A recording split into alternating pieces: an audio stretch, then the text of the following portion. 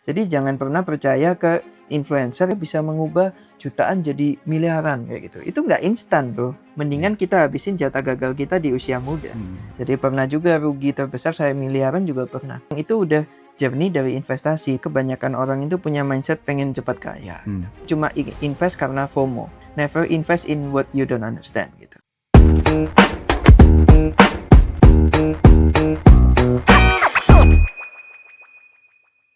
Welcome to X Talks, gue Joe, XTB Elite Manager.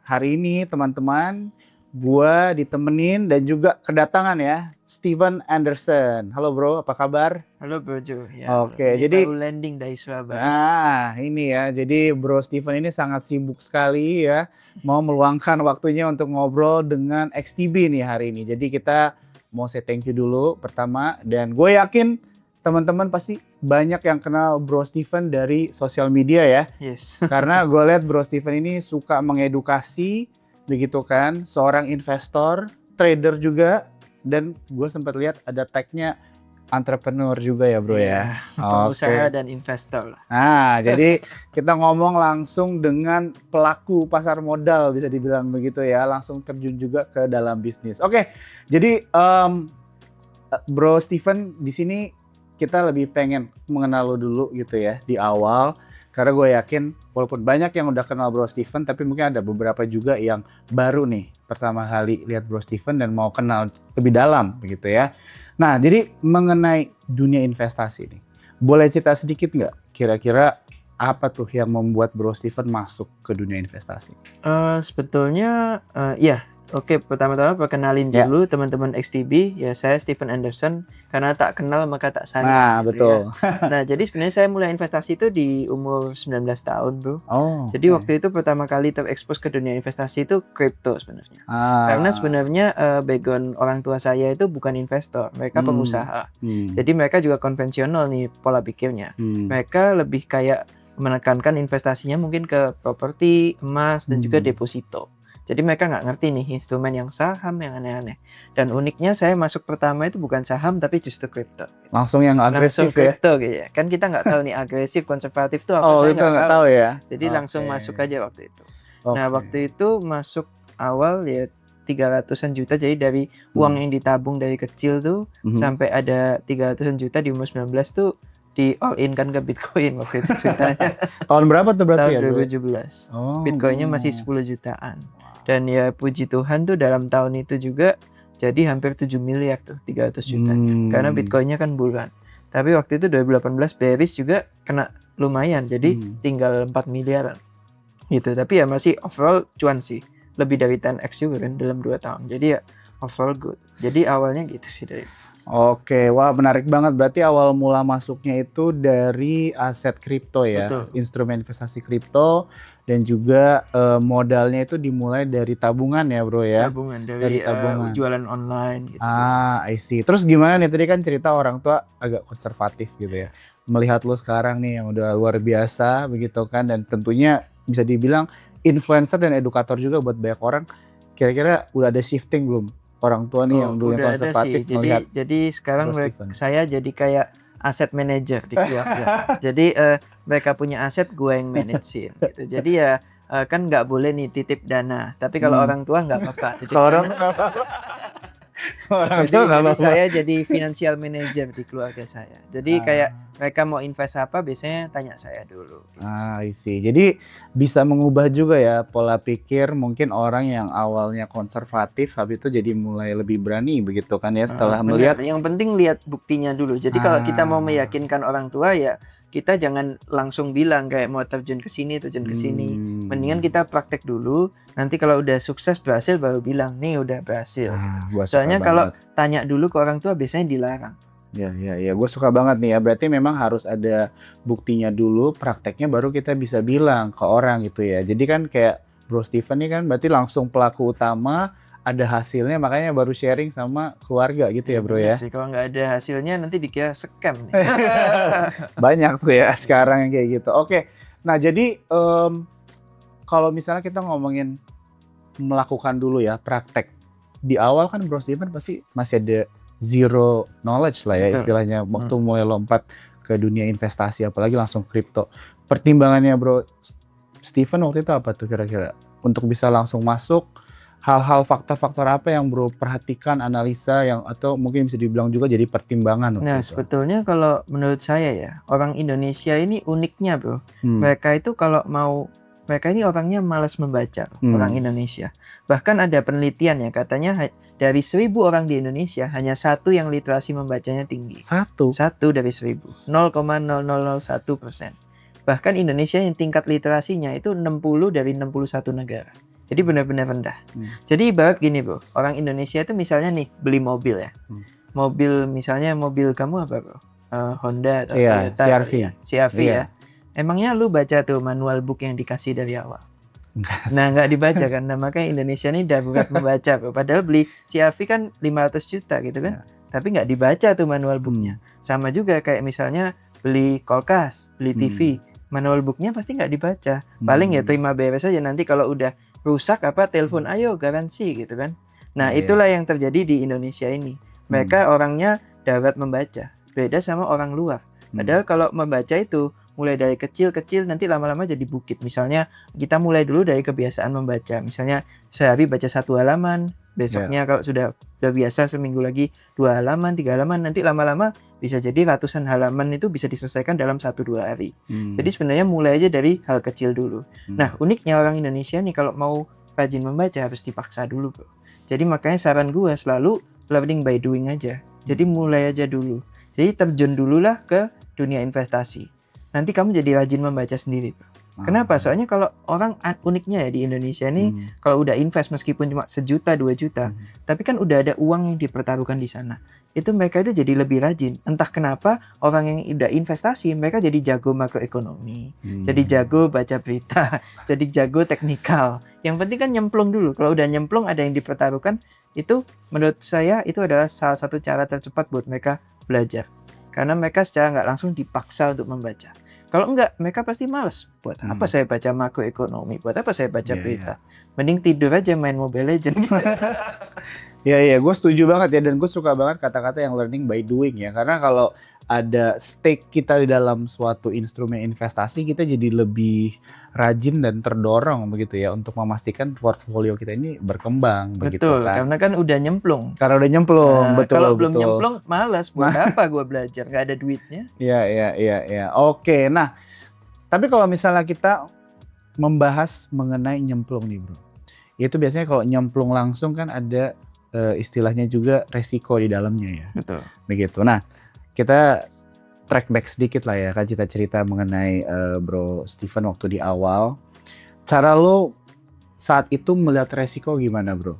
Gitu kan. Apa lo kayak kalau misalnya 300 juta di modal di awal bisa hilang gitu kan dalam waktu yang cepat, apakah lo udah siap itu? Atau lo ada contingency plan, risk management yang mungkin bisa di-share nih sama teman-teman yang nonton saat ini? Nah, jadi sebenarnya sesimpel ini, Bro. Kalau lu mau investasi, pastikan lu harus punya dana darurat dulu. Oke. Nah, dana darurat ini sebagai fondasi utama. Ibaratnya kalau lu mau berinvestasi sama kayak membangun rumah. Kan nggak mungkin lu bangun atapnya dulu, pasti fondasinya dulu. Fondasinya ini adalah dana darurat.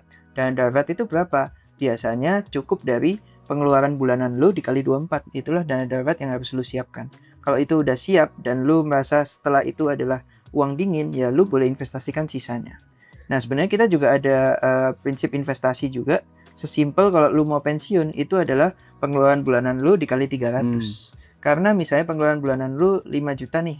5 juta kali 300 kan berarti 1,5 miliar ya. Nah itu 1,5 miliar kalau lu investasikan di 4% per tahun aja, itu kan udah bisa menghasilkan 5 juta per bulan. Nah jadi itu kan prinsip 4% rule. Nah jadi orang-orang kalau mau investasi gampang aja sebenarnya. Kalau mau targetnya berarti harus mengumpulkan dulu kali 300. Kalau mau dana daruratnya kali 24 buat fondasinya. Lalu kalau mau menyisihkan budgeting gampang juga. Dari pengeluaran bulanan mereka misalnya wajib menyisihkan 40%, berarti kali 0,4. Nah terus kalau untuk hura-huranya kali 0,1 10%. Terus kalau mereka yang mau untuk kebutuhan sehari-hari kali 50%.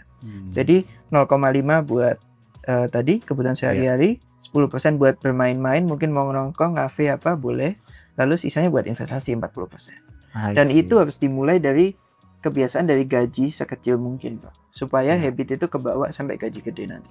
Oke, karena habit itu nggak bisa tiba-tiba langsung besok kita jadi terbiasa ya. Jadi itu harus dibiasakan dari sedini mungkin gitu. Betul, ya bro ya. meskipun dari gaji lu masih UMR, Walaupun mulailah gaji masih kecil. belajar menyisihkan. Betul, karena yang akan menemani kita saat gaji kita mungkin sudah naik, pendapatan kita lebih besar itu adalah habit kita yang baik, begitu ya bro ya. Karena kebanyakan ada juga temen yang gajinya udah ratusan juta tapi mereka nggak punya tabungan, bro. Karena kebiasaan hedon itu tadi. Karena kalau kita ngikutin hedon nggak akan ada habisnya.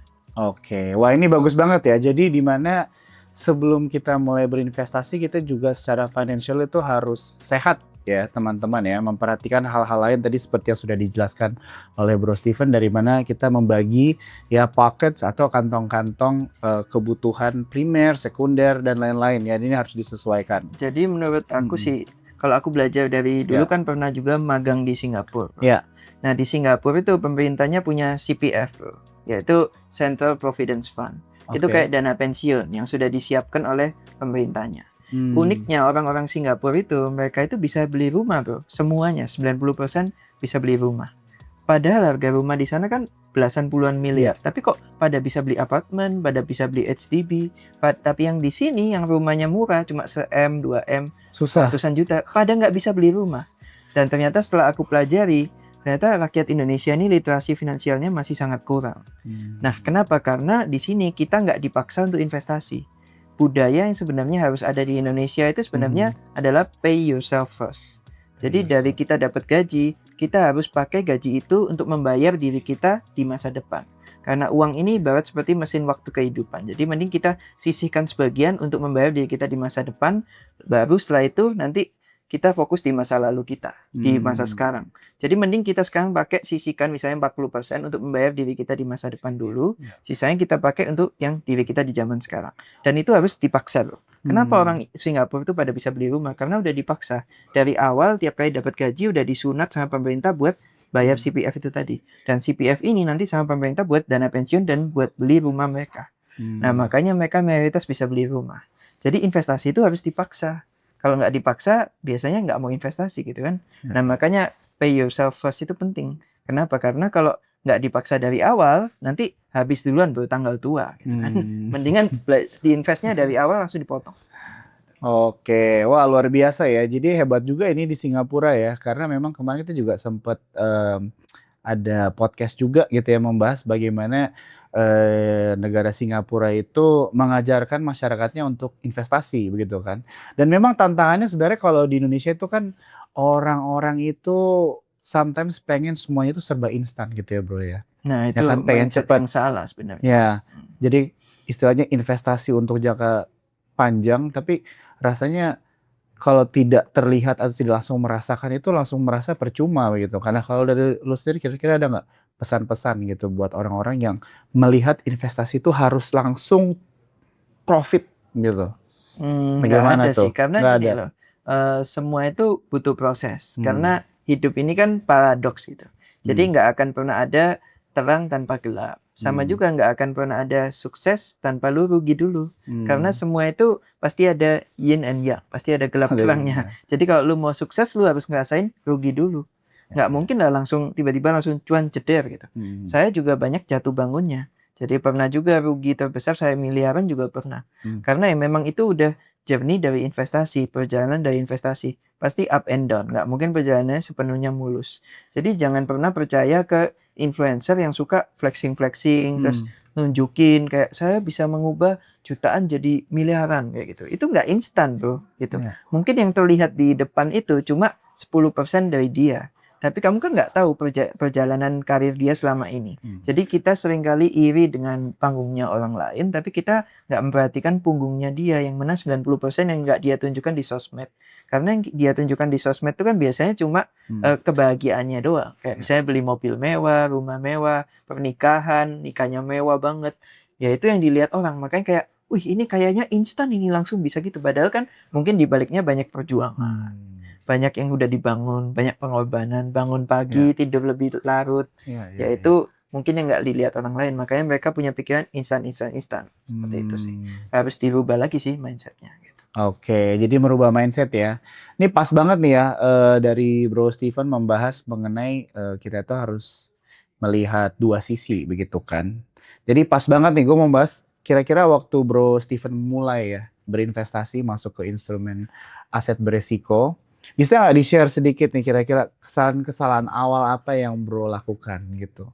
Jadi karena mungkin ada teman-teman atau, para ex-TB-an di sini ya yang mulai berinvestasi terus takut melakukan kesalahan, begitu kan. Apakah kesalahan itu sesuatu yang tidak bisa dihindari dan kira-kira apa yang perlu diperhatikan nih untuk bisa belajar dari kesalahan-kesalahan kita di awal? Kesalahan pertama sih tentu saja kebanyakan orang itu punya mindset pengen cepat kaya. Hmm. Sama seperti saya dulu cuma invest karena FOMO. Hmm. Nah, teman-teman harus menerapkan dulu, belajar dulu baru berinvestasi. Jangan langsung asal nyemplung tapi belum punya knowledge yang mumpuni. Ya. Jadi seperti kata Warren Buffett, never invest in what you don't understand gitu. Jadi kita harus pelajari dulu tentang instrumen itu, jadilah jago di sana, baru kamu boleh mulai investasi. Nah makanya dan juga kalau di awal-awal fase awal investasi, jangan coba terlalu banyak instrumen. Mending fokuslah ke salah satu instrumen dan jadilah jago di sana. Ketika kamu sudah punya capital cukup besar, baru boleh mulai diversifikasi. Karena di fase-fase awal itu waktu kita belum punya modal kita masih sedikit, ngapain sok-sokan diversifikasi gitu loh. Mending fokus ke satu aset, jago di sana, udah punya modal gede, baru diversifikasi. Kebanyakan orang di Indonesia ini, mereka terlalu cepat diversifikasi, dan juga kebanyakan dari mereka terlalu banyak mikir dan nggak mulai-mulai. Itu saya rasa sebuah kesalahan ya untuk orang-orang Indonesia ini. Seperti kata Bruce Lee juga, mendingan kita latih 1000 tendangan, 1 tendangan 1000 kali daripada 1000 tendangan 1 kali. Ya, makanya saya fokus di kripto dulu sampai aset saya udah gede, baru sekarang mulai diversifikasi. I see. Oke, jadi penting ya buat kita untuk mempelajari satu aset instrumen ya sedalam mungkin begitu kan, dan baru kita mulai berinvestasi di situ. Dan ini juga mungkin menjadi wake up call ya buat kita semua, di mana apapun yang kita investasikan kita harus tahu produknya dengan baik begitu ya teman-teman.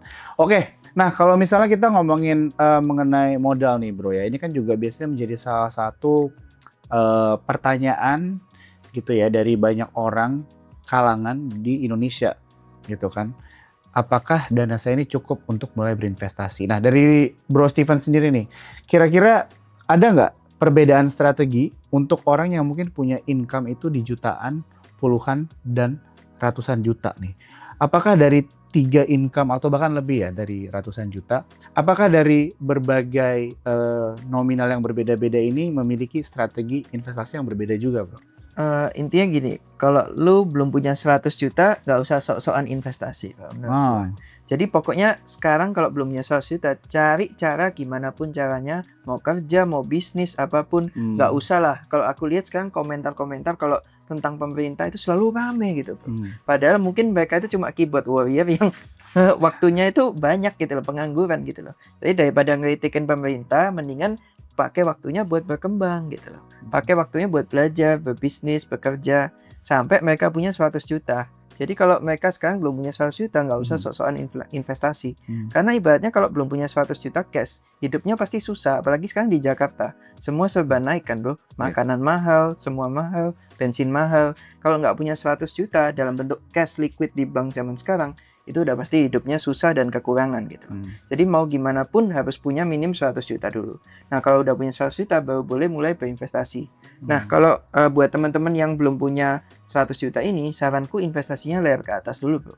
Fokus ke misalnya belajar bahasa Inggris, atau belajar ilmu-ilmu keuangan, atau belajar ilmu buat marketing dan lain sebagainya yang bisa menunjang aktivitas bisnis mereka, usaha mereka, atau pekerjaan mereka lah. Misalnya mereka kerja ikut orang. Nah, mereka kan bisa misalnya nih, kalau untuk fase-fase awal 0 ke 100 juta itu mereka harus mulai dari employee dulu. Nah, employee itu pasti mereka kerja ikut orang, misalnya UMR. Nah, kalau UMR, mereka harus fokus dulu untuk menaikkan gaji mereka. Misalnya, tapi kalau untuk dari bos mereka belum mau menaikkan gaji mereka, mereka bisa cari side hustle juga. Kan misalnya mereka kerja jam 8 sampai jam 5, kan masih ada jam 5 sampai jam 8-nya gitu. Nah, itu bisa dipakai untuk misalnya jualan online, konten, affiliate, dropshipping, kan banyak nih zaman sekarang. Peluang-peluangnya nggak perlu modal. Nah, itu pertama. Nah, sampai mereka udah punya 100 juta, baru mereka boleh mulai self-employed Jadi mereka bisa mulai buka bisnis gitu kan. Nah kalau udah mulai buka bisnis dan lain sebagainya, mereka mulai bangun sistem, nanti bisnisnya udah mulai autopilot, mereka bisa punya jadi business owner. Nah kalau udah punya jadi business owner, ketika mereka udah punya hampir 500 juta, nah itu baru boleh menyisihkan sebagian ke investasi. Karena ibaratnya kalau mereka masih punya 100 juta, misalnya kita cari investasi yang menghasilkan 10% per tahun. Kalau punyanya cuma 10 juta, 10%-nya kan cuma 1 juta. 100 juta kan 10%-nya 10 juta. Berarti kan padahal effort yang kita perlu untuk mencari 10% itu kan sama. Tapi dengan nominal yang berbeda, hasilnya kan berbeda. Nah, jadi kalau di investasi itu sebenarnya capital game. Jadi kalau capitalnya masih kecil, nggak usah sok-sokan investasi, karena nggak akan ada hasilnya. Mendingan kita investasi ke layer ke atas, tambah skill, karena di saat itu, mending kita investasi di sana karena bisa menaikkan income kita 2 kali lipat, 5 kali lipat, 10 kali lipat bahkan. Kan misalnya kita udah jago Inggris, kita bisa cari kerja di luar negeri, itu gajinya bisa 10 kali lipat dari yang di Indo kan. Nah itu contohnya. Oke, jadi opsinya itu adalah investasi ke diri sendiri gitu ya bro ya, kalau misalnya masih kecil gitu. Oke, ya. Nah, jadi pertanyaan selanjutnya adalah kalau contohnya nominal atau kesiapannya itu sudah ada gitu ya bro ya untuk berinvestasi. Let's say di atas 100 juta atau 500 juta. Nah kalau dari Bro Steven sendiri kira-kira saat itu ya, kan di awal modal tuh 300 tuh ya, let's say. Ada nggak perubahan dari cara lo mendefinisikan resiko gitu? Di saat dulu mungkin modal itu masih di bawah 500 juta dan sekarang mungkin sudah miliaran, puluhan miliar dan sebagainya. Apakah cara melihat resiko itu masih sama atau ada perbedaan tuh bro kira-kira? Mungkin bisa di-share nih buat teman-teman yang mau. Sangat berbeda jauh. Gimana tuh? Karena ketika kita masih di bawah itu kan kita cuma ada satu pilihan, mau jadi orang kaya, mau naik gitu lah istilahnya. Kalau istilahnya go big or nothing. Jadi kalau udah kayak gitu ya risk appetite kita jauh lebih agresif dong. Kan ibaratnya kita masih muda, mendingan kita habisin jatah gagal kita di usia muda daripada kita nggak mencoba sama sekali. Karena kalau kita mencoba tapi gagal, itu kita masih bisa antara berhasil atau belajar. Tapi kalau kita telat mencoba, ya antara gagal atau berhasil gitu. Tapi kalau kita masih muda, antara berhasil atau belajar. Jadi kita belajar dari kesalahan menjadi lebih baik.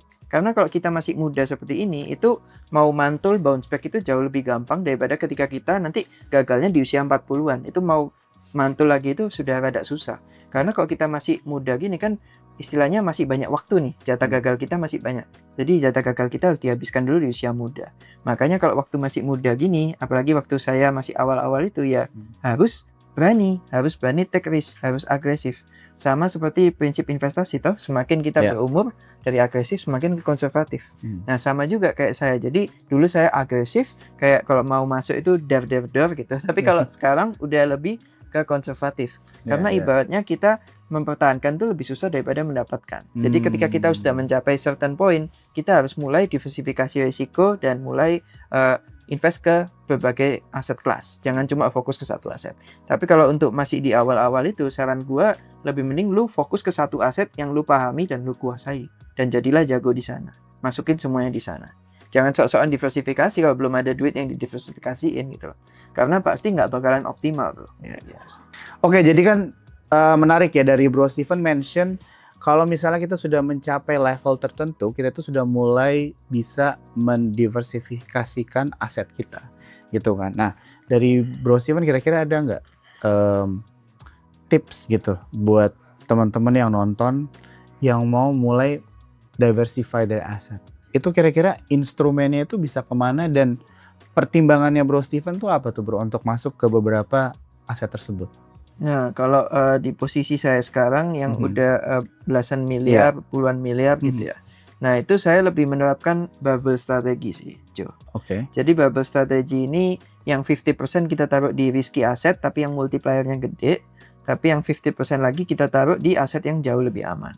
Sebenarnya sesimpel itu. Jadi misalnya yang 50% yang aman ini kita taruh di yang safe haven, contohnya kayak emas ya kan, lalu S&P 500 SPY, lalu mungkin saham banking. Nah itu lo taruh di yang sini nih, atau mungkin Bitcoin lah kalau lo bilang aman ya, ini taruh sini. Terserah 50%-nya yang menurut lo aman apa, tergantung conviction dan keyakinan masing-masing.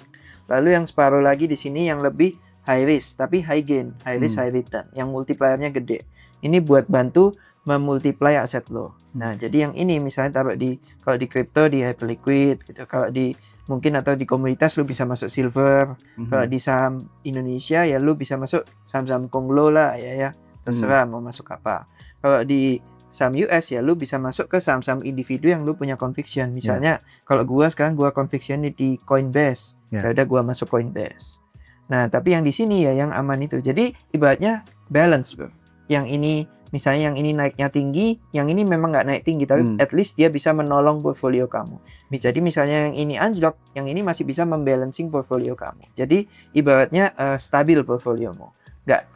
Naiknya nggak terlalu kenceng, tapi kalau rugi juga nggak terlalu dalam. Oke, 50-50 ya berarti bro ya, kalau misalnya dari Bro Steven ya strateginya ya. Oke, nah jadi kalau misalnya semakin besar modal itu bro, menurut lo opportunity yang bisa diambil itu semakin banyak atau justru lo semakin selektif tuh? Soalnya kan agak bingung tuh ya, kalau misalnya semakin banyak modalnya biasanya kan lebih banyak yang bisa dibeli begitu kan? Atau justru dengan modal yang banyak malah kita lebih selektif gitu. Lu arahnya lebih kemana tuh kira-kira?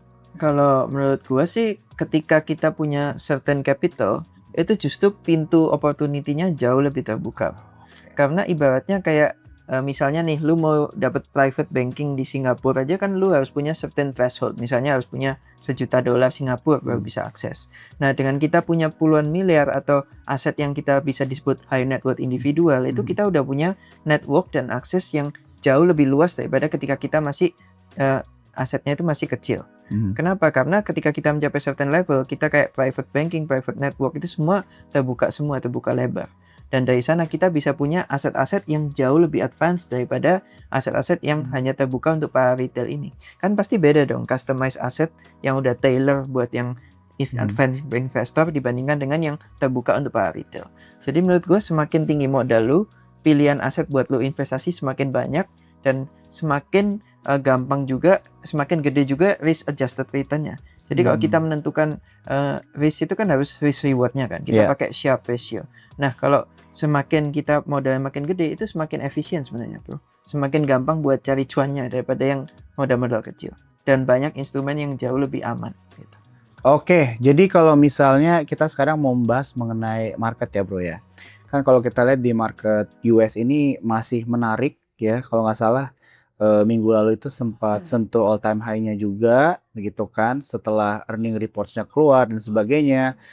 Dan juga di Bursa Indo kalau kita lihat sih sudah mulai ada kenaikan gitu ya, semenjak kemarin kalau nggak salah sempat sentuh 5.300 kalau nggak salah. Di hari ini podcast kita ISG itu sudah di 6.300 6.400 kalau nggak salah ya. Nah, kalau dari Bro Steven sendiri kira-kira melihat market itu sekarang seperti apa gitu kan? Apakah sudah mulai ada opportunity gitu di pasar modal atau mungkin dari Bro Steven ada angle lain nih? Kalau menurut saya sih sekarang aku lebih banyak fokus di kripto sama di komoditas sebenarnya. Tapi untuk saham-saham US aku ada beberapa yang udah mulai lirik dan mulai akumulasi. Tapi kalau untuk saham Indo saya fokusnya cuma di banking kembali lagi. Karena kan saya udah ambil yang resiko ini di kripto kan. Jadi saya sebisa mungkin di tempat lain tuh cari yang blue chipnya aja yang aman-amannya aja. Jadi biar saya jantungannya di kripto aja, yang tempat lain tenang-tenang gitu. Jadi tidurnya bisa tenang gitu kan. Nah, jadi kalau sekarang sih untuk di saham Indo ya, itu saya cuma fokusnya di Bank Mandiri sih, BMRI. Karena cari dividen investing dan saya lihat under value banget gitu. Nah, tapi kalau untuk di saham US dan ETF itu saya sekarang lagi incar di silver gitu ya. Di XTB kan ada tuh SLV gitu. Nah, kalau sama emas juga saya juga lagi incar tuh, lagi akumulasi. Karena kemarin kalau saya lihat silver itu udah anjlok 50%, 60% dari all time high-nya. Jadi menurut saya ini udah good time buat mulai akumulasi. Dan ternyata benar setelah saya mulai akumulasi, kemarin the Fed udah mulai dovish karena non-farm payroll-nya udah bagus. Dan silver uniknya, silver ini menurut saya adalah beta play dari emas gitu. Jadi kemarin kalau kita lihat silver ini dalam seminggu terakhir naik 14%, padahal emas cuma naik 6,6%. Jadi ibaratnya kenaikan silver ini hampir 2 kali lipat dari emas. Jadi menurut saya silver ini bisa jadi salah satu alternatif investasi buat teman-teman yang mau punya exposure ke emas gitu. Tapi pengen lebih risiko lagi. Jadi silver atau SLV ETF ini boleh jadi salah satu alternatif.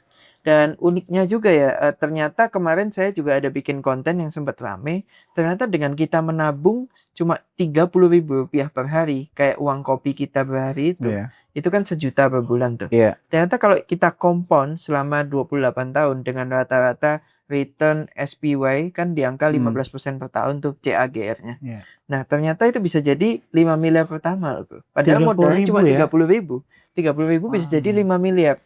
Yang penting mereka konsisten. Nah, masalahnya kebanyakan orang ini kan nggak konsisten. Makanya susah untuk mencapai itu. Padahal kalau mereka mau sabar, mau konsisten, nggak punya mindset instan dan cepat kaya, seharusnya modal 30.000 jadi 5 miliar itu sangat mudah. Asal mereka konsisten. 30.000 per hari ya, bukan 30.000 doang. Kalau 30.000 doang mah nggak bisa. Selain itu ya mungkin kalau sejujurnya ya, kalau saham-saham US sebenarnya sekarang masih rada-rada takut buat akumulasi, bro. Karena SPY sama QQQ ini kan all time high terus. Menurut saya nggak ada pesta yang nggak pernah selesai gitu loh. Pasti ada waktunya dia crash karena ada juga ketakutan AI bubble dan lain sebagainya sih. Jadi kalau untuk saham US sebenarnya saya belum berani masuk lumayan gede yang indeksnya ya. Tapi kalau untuk saham yang lagi saya watchlist di US itu saya lagi incar Coinbase sebenarnya. Ya karena Coinbase ini kalau saya lihat dia ini sama seperti silver. Dia ini betanya Bitcoin. Jadi kalau kalian mau invest Bitcoin tapi mau yang bentuk saham, belilah Coinbase. Kan, tapi do your own research, bukan financial advice gitu. Kenapa Coinbase? Karena Coinbase ini adalah kustodian utama, anggapannya kalau di Indonesia bilangnya bank kustodian. Kustodian utama buat EBIT, ETF-nya BlackRock. Jadi ETF Bitcoin-nya BlackRock tuh simpen Bitcoin-nya di Coinbase. Lalu kalau kita lihat juga Coinbase ini juga adalah mayoritas issuer ETF spot Bitcoin dan Ethereum di Amerika. Dan juga Coinbase ini punya saham di Circle juga, dan dia juga membangun blockchain sendiri namanya Base gitu, yang mana ada di atas Ethereum. Yang mana kalau kita lihat sekarang dia udah anjlok hampir 60% dari all time high-nya. Dan sekarang ini 140-150 harusnya bottomnya buat Coinbase. Dan seiring Bitcoin naik, harusnya Coinbase juga bakal ikut naik.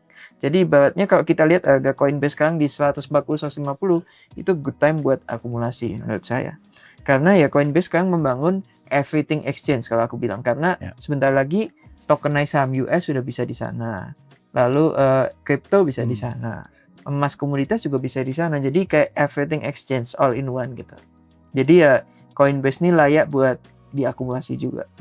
Nah kalau selain itu mungkin ETF yang buat saham Indonesia itu juga boleh EIDO. EIDO itu kan MSCI Indonesia. Itu kan mirroring IASG. Jadi ya, ibaratnya pokoknya kita harus cari investasi ini yang bisa mengalahkan pelemahan rupiah gitu.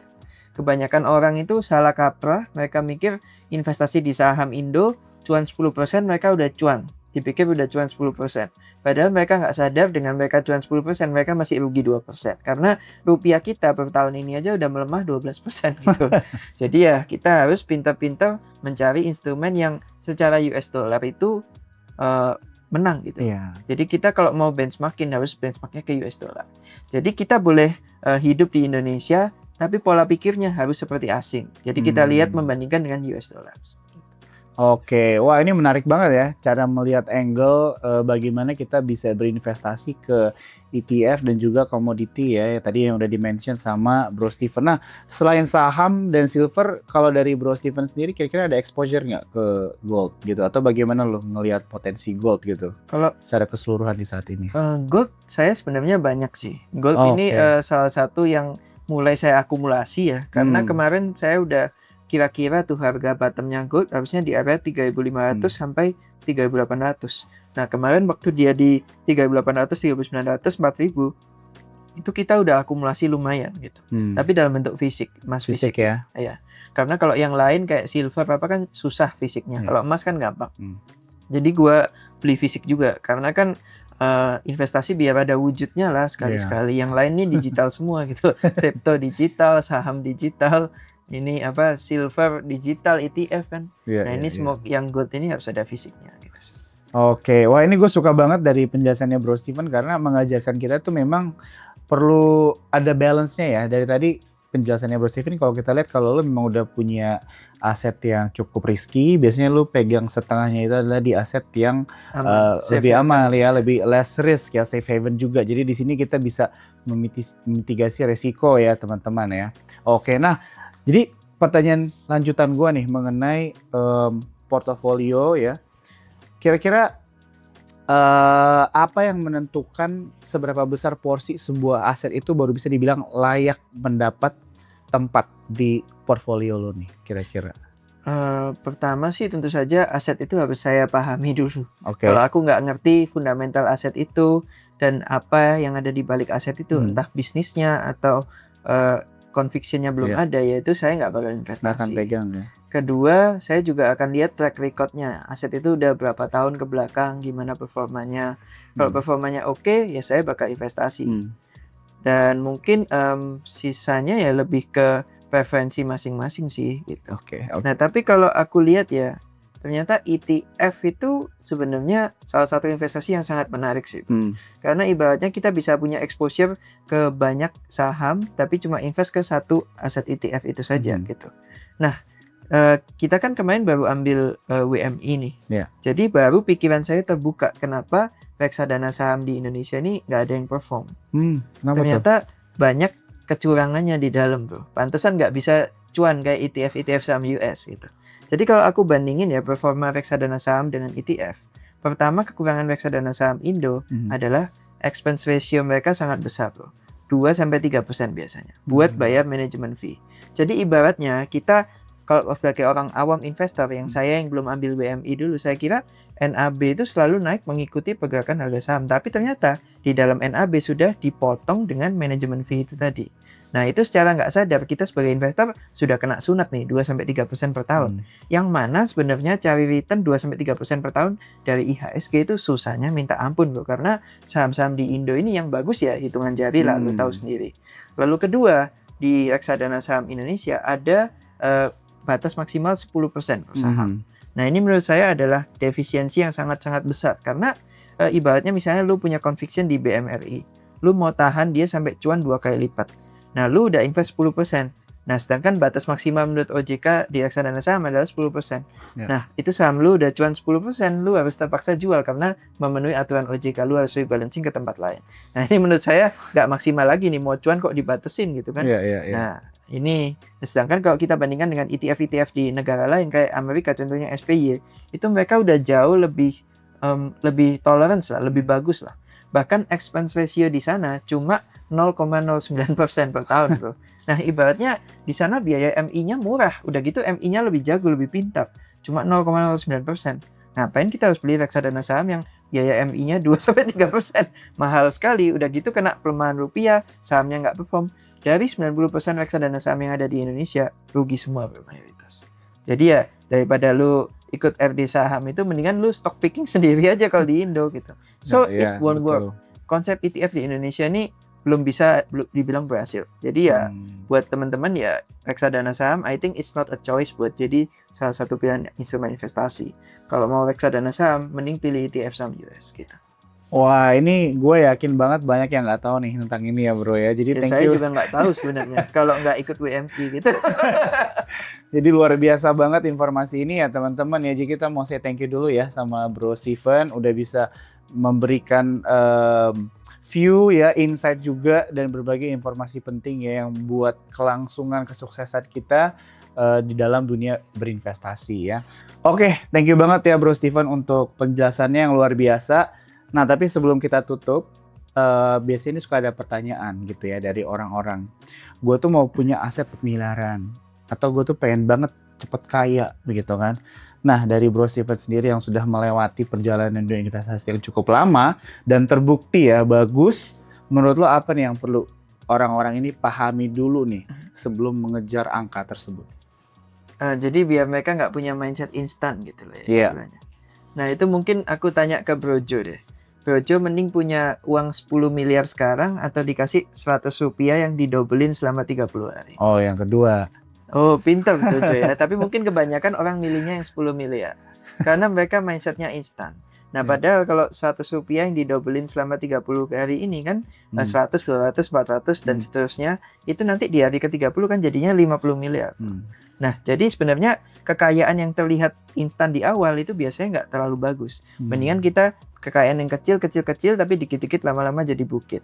toh kita buat apa sih kayak cepet-cepet. Warren Buffett aja punya 90% kekayaannya kan di umur 50 tahun ke atas. Jadi sebenarnya waktu kita ini masih panjang.